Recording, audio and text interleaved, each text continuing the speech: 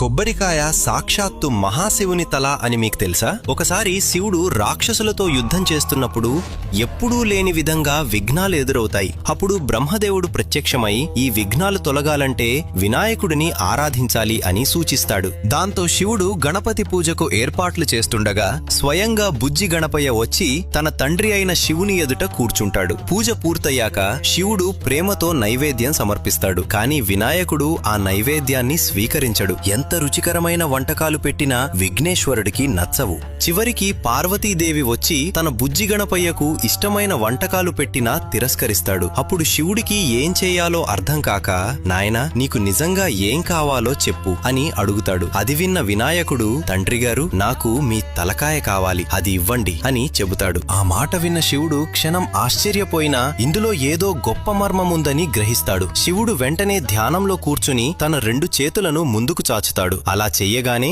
ఆయన చేతుల్లోకి తెల్లగా మెరిసే గుండ్రని పవిత్ర పదార్థం ప్రత్యక్షమవుతుంది. అది అసాధారణమైనది. శివుని తలలా 3 కళ్లతో ప్రకాశిస్తుంది. అనంతరం శివుడి జటాజలంలో ఉన్న గంగమ్మ జలరూపంలో దానిలో ప్రవేశిస్తుంది. ఆ పవిత్ర పదార్థాన్ని వినాయకుడు సంతోషంగా స్వీకరిస్తాడు. అప్పట్నుంచి ఆ దివ్య ప్రతీకనే మనం కొబ్బరికాయగా పూజల్లో